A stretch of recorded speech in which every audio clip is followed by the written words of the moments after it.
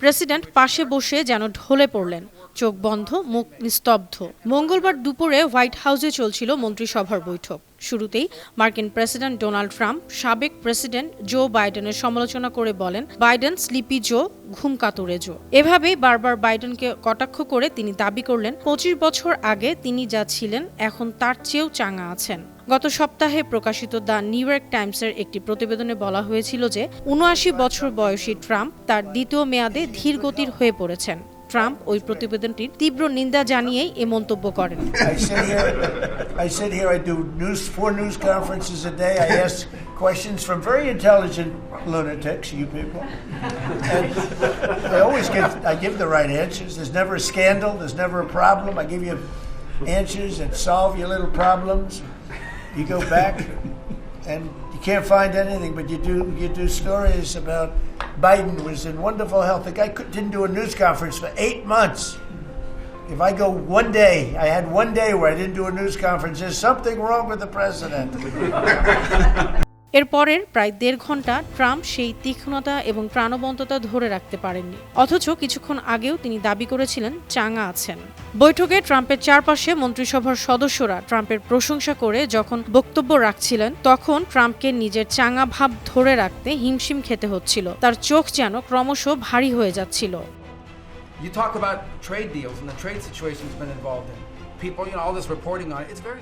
পররাষ্ট্রমন্ত্রী রুবিও যখন ট্রাম্পের বৈদেশিক নীতির প্রশংসা করছিলেন, প্রেসিডেন্ট পাশে বসে যেন ঢলে পড়লেন, চোখ বন্ধ, মুখ নিস্তব্ধ।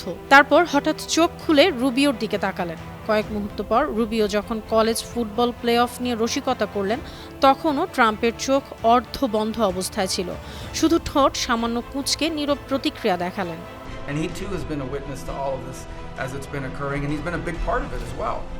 দীর্ঘ বৈঠকের সময় ট্রাম্প বারবার চোখ কুঁচকে তাকান, কখনো বন্ধ করেন বা ঝিমিয়ে পড়েন। তবে হোয়াইট হাউসের পক্ষ থেকে বলা হয়েছে, প্রেসিডেন্ট মনোযোগ দিয়ে সব শুনছিলেন এবং বৈঠক পরিচালনা করেছেন। এটি প্রথমবার নয়, এই ধরনের দৃশ্য আগেও ঘটেছে। গত 6 নভেম্বর ওভাল অফিসে ট্রাম্পের চোখ খোলা রাখতে লড়াই করতে দেখা গিয়েছিল। সে সময় ওয়াশিংটন পোস্ট ভিডিও বিশ্লেষণে দেখেছে, ট্রাম্প প্রায় 20 মিনিট ধরে চোখ খোলার জন্য লড়াই করেছিলেন। And he does it, by the way, not just because he hates war and he thinks wars are a waste of money and lives, but because he's the only leader in the world that can. No other leader in the world could have pulled off what happened in Gaza. And I can tell you, I can't get into the details. The vice president knows what I'm talking about. That deal doesn't happen without the president's direct interaction with the leaders that were involved in this decision making. And everyone said that deal couldn't hold. And then the president shepherded through the United Nations of all places to get a global coalition of countries to line up behind the peace deal, behind the border peace. And it's still, every day is a challenge.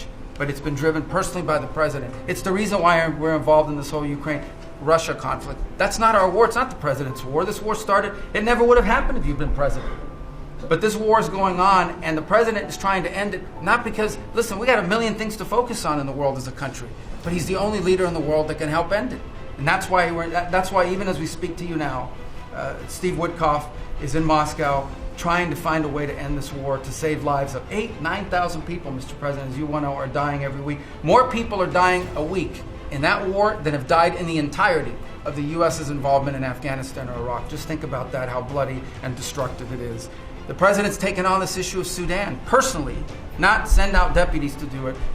Again, far away from the United States, because he's the only leader in the world that can bring it about to an end, not to mention all the other peace deals, very dangerous ones like India and Pakistan, or Cambodia and Thailand. And so on all these things, Mr. President, I think you deserve tremendous credit for the transformational aspect of our foreign policy. For the first time in probably 4 decades, the American foreign policy is driven by what is good for America and Americans. Whether it makes us safer and stronger and more prosperous. If it is, he's for it. If it doesn't, he's against it. And that sort of clarity is transformational. I close with this, and I know I'm last, so I wanted to be fast, but there was a lot to cover.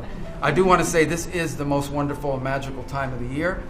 By that, of course, I'm referring to the college football playoffs.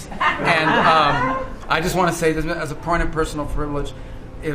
And I'm a Florida Gator, but if the University of Miami gets screwed out of the college football playoffs after going 10-2 and beating Notre Dame, the whole thing should be scrapped, and you're going to have